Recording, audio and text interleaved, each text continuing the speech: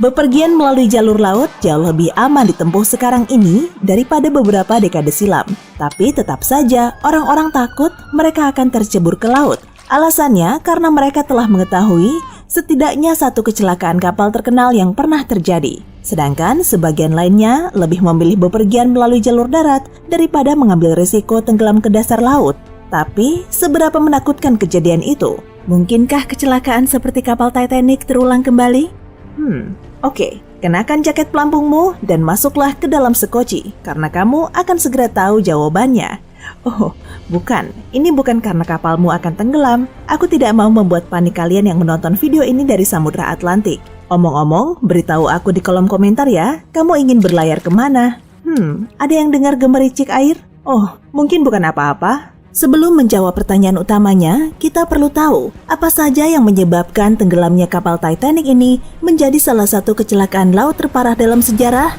Kita semua tahu ceritanya, kapal itu menabrak bongkahan es raksasa. Saat itu sekoci tidak cukup menampung seluruh penumpang dan Rose membawa kalungnya kemana-mana. Oh, itu tadi spoiler, maaf. Terlepas dari eksploitasi karakter fiksi, intinya semua itu benar, tapi ada beberapa detail kunci yang terlewatkan. Masalah utama yang berkontribusi cukup besar terhadap tenggelamnya kapal ini adalah budaya perusahaan pelayaran di awal abad ke-20. Kapten-kapten kapal berada di bawah tekanan jadwal kedatangan dan keberangkatan yang ketat. Jadwal-jadwal ini tidak mudah dipenuhi dalam kondisi normal dan seringkali mengharuskan kapal berlayar mendekati batas kemampuannya. Apakah kapten kapal benar-benar mengindahkan bahaya tersebut? Jawabannya tidak jelas. Pada saat itu, memang lazim dijumpai operator radio kapal yang bekerja pada perusahaan ketiga, sehingga mengirim pesan pada awak kapal akan lebih dikesampingkan daripada mengirim telegram pribadi untuk para penumpang. Bahkan lebih parahnya, saat operator radio Titanic meminta kapal lain untuk menghentikan pembicaraan mengenai bongkahan es, karena ada setumpuk telegram yang harus ia sampaikan. Selain itu, dipercaya juga bahwa bongkahan es tidak mengakibatkan bahaya yang signifikan pada kapal.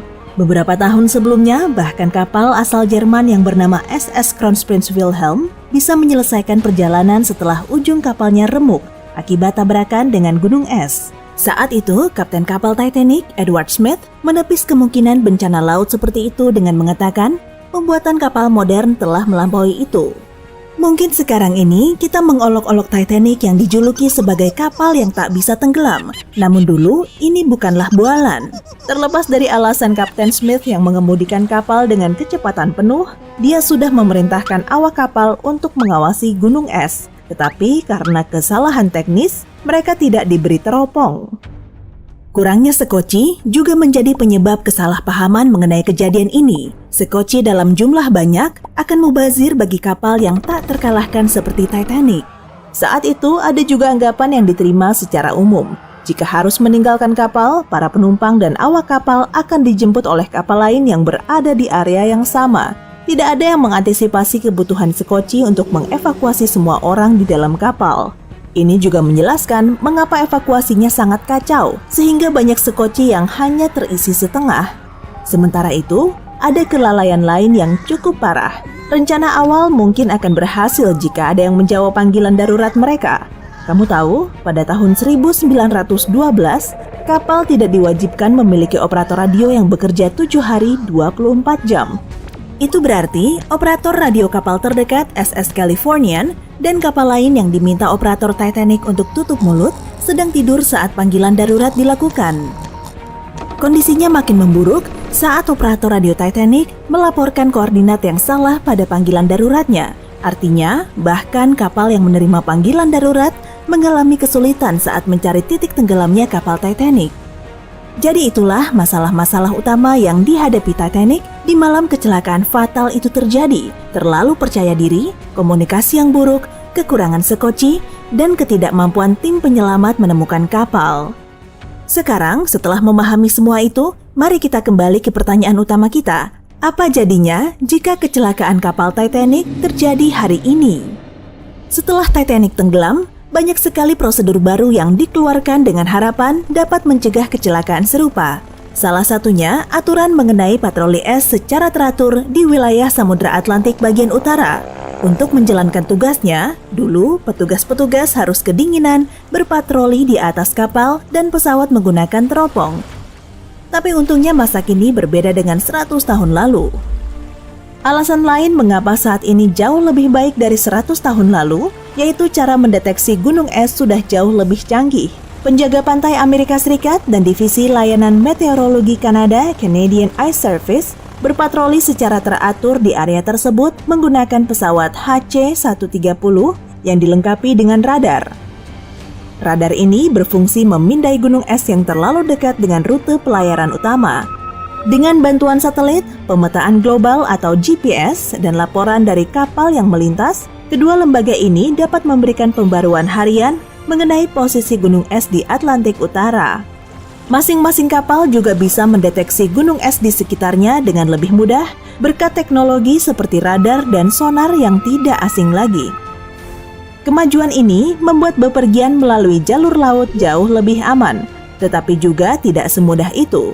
Kecelakaan tetap mungkin terjadi. Untungnya, kapal-kapal besar sekarang ini diharuskan membawa sekoci dengan jumlah yang cukup untuk menampung semua penumpang di dalam kapal. Dan para awak kapal telah dibekali pelatihan yang memadai mengenai prosedur evakuasi.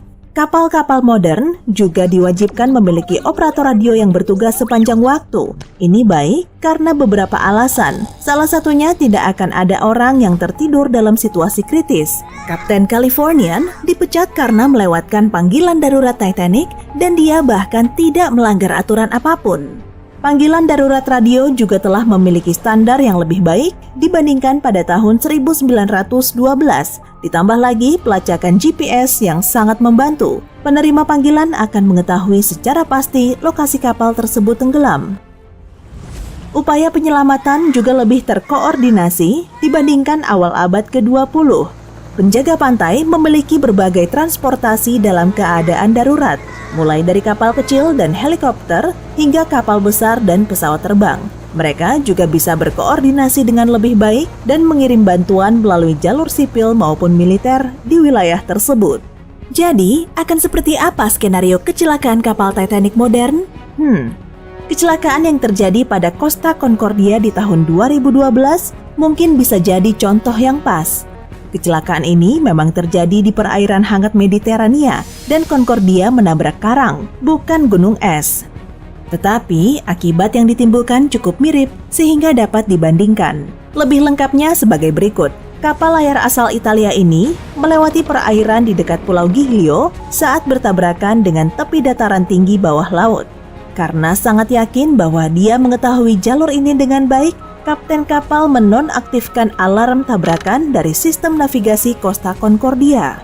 Kemudian terbongkar beberapa kesalahan yang terjadi di dalam kapal tersebut, salah satunya kehadiran kekasih kapten di dalam kapal.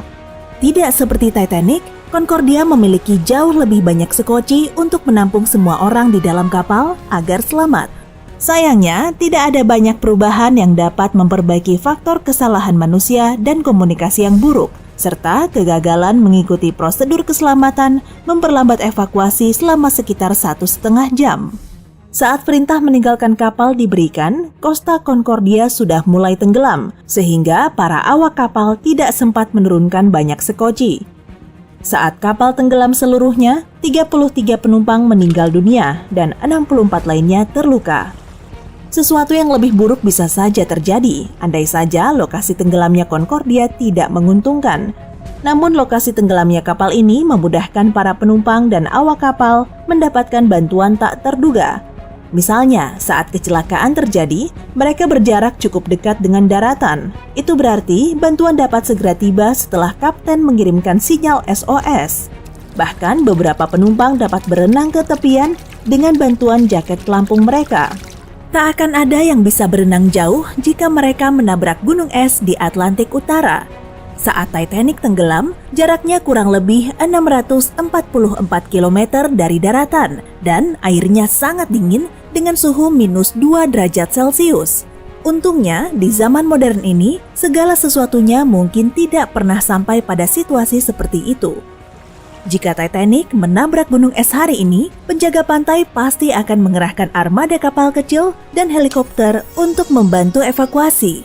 Tidak hanya itu, semua kapal di area tersebut akan langsung menuju ke koordinat mereka saat pesan darurat sampai. Dengan komandan yang berkompeten mengawasi evakuasi yang teratur, Titanic modern ini mungkin tidak akan dikatakan sebagai kecelakaan sama sekali. Di sisi lain, Costa Concordia telah menunjukkan kemungkinan yang terjadi jika aturan keselamatan diabaikan. Jadi, jangan biarkan peristiwa ini membuatmu takut untuk berlayar mengarungi Laut Karibia. Kemungkinan kamu menyetir mobil dan terluka saat menuju kantor lebih besar daripada mengarungi 7 samudra. Hei, jika kamu belajar hal baru hari ini, klik tombol suka di video ini, lalu bagikan pada teman-temanmu. Inilah beberapa video menarik lainnya yang bisa kamu tonton. Klik saja video di salah satu sisi layar. Dan ingat, tetaplah di sisi terang kehidupan.